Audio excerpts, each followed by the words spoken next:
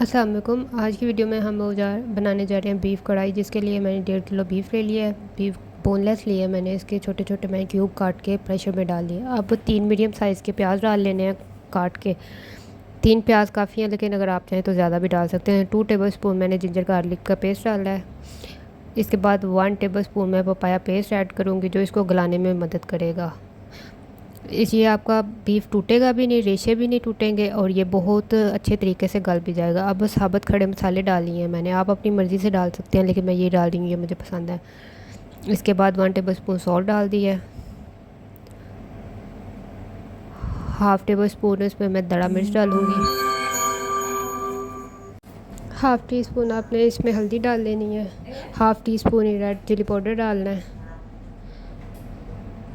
अब हम लोगों ने 6 तकरीबन स्मॉल साइज़ के टमाटर ले लेने हैं और इनको पूरा ही डाल देना है। हम पूरा इसलिए डाल रही हूँ कि जब ये गल जाएंगे तो इनका हम लोग छिलका आसानी से उतार सकते हैं और वो ग्रेवी में नहीं आएगा। ये हम लोगों ने पानी डाल दिया है। पानी मैंने तकरीबन इसमें 1.5 किलो में 800 डाला है। अगर आप उसे कम ज़्यादा करना चाहें तो आप कर सकते हैं, लेकिन ये 1.5 किलो के लिए काफ़ी है। अब हम लोगों ने प्रेशर को अच्छी तरह से बंद कर लेना है केयरफुली।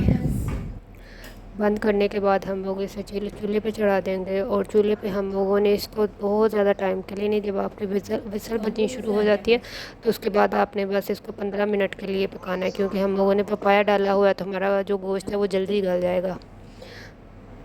तो 15 मिनट के बाद हम लोगों ने इसको चेक कर लेना है। ये अब हम लोगों ने सबसे पहले तो छिलके रिमूव करने हैं टमाटर के, वरना ये ग्रेवी में आएंगे।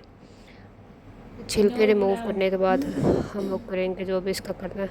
ये मैं 1 बाय 1 जो इनके छिलके उतार रही हूँ। ये अब हम लोगों ने किसी बड़े पैन में इसको ट्रांसफ़र कर लेना है। अगर वो हम लोग उसमें मिक्स करेंगे तो ये हमारी बोटियाँ टूट जाएंगी।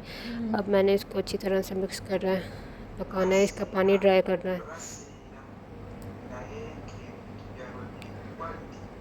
ये तकरीबन अब इसका पानी ड्राई हो गया हुआ है। हम लोगों ने अब ऑयल डाल देना है जितना डालना है, लेकिन मैं आधा कप डाल रही हूँ क्योंकि आधा कप काफ़ी है। लेकिन अगर आपको बहुत ज़्यादा ऑयल या घी पसंद है खानों में तो आप ज़्यादा भी डाल सकते हैं, लेकिन ये इनफ है इसके लिए, इतनी क्वांटिटी के लिए। अब इसको अच्छी तरह भूनना है हम लोगों ने। जितना आप अपने मीट को भूनेंगे उतना ही उसका टेस्ट अच्छा और मज़ेदार आएगा। अब मैं इसमें थोड़ा सा कड़ी पाउडर डाल रही हूँ। कड़ी पाउडर अगर आपको पसंद नहीं है तो आप इसमें गरम मसाला भी ऐड कर सकते हैं, लेकिन मैं कड़ी पाउडर ही यूज़ करती हूँ ज़्यादा, तो मैं यही करूँगी। अब ये तकरीबन हमारा तैयार है, बस इसको थोड़ा भूनना है मज़ीद इसके अच्छे टेस्ट के लिए। ये आप ईद पे भी ट्राई कर सकते हैं, वैसे भी आम घरों में भी कर सकते हैं, आम दिनों में भी। अब इसे ऑयल छोड़ दिया हमारे मीट ने तो तकरीबन ये तैयार है। अब हम लोगों ने इसको एक किसी भी बोल में ट्रांसफ़र कर लेना है। या हम लोगों ने कढ़ाई जो है तैयार है। अब गार्निश आप अपनी मर्ज़ी से कोई भी इस्तेमाल कर सकते हैं, लेकिन ये इसकी अच्छी गार्निश है। अदरक और हरी मिर्च आप लेके तो उसकी गार्निश कर लें तो आपकी बहुत ही मज़ेदार जो कढ़ाई है वो तैयार है। और ये ज़्यादा टाइम भी नहीं लेगा, मैक्सिमम ये 30 मिनट लेगा, 30 या 25 मिनट लेगा, और 25-30 मिनट में आपकी कढ़ाई तैयार हो जाती है। अगर आपको मेरी वीडियो अच्छी लगी है तो आप इसको लाइक करें, मेरे चैनल को सब्सक्राइब करें और वीडियो को शेयर करें। Thank you.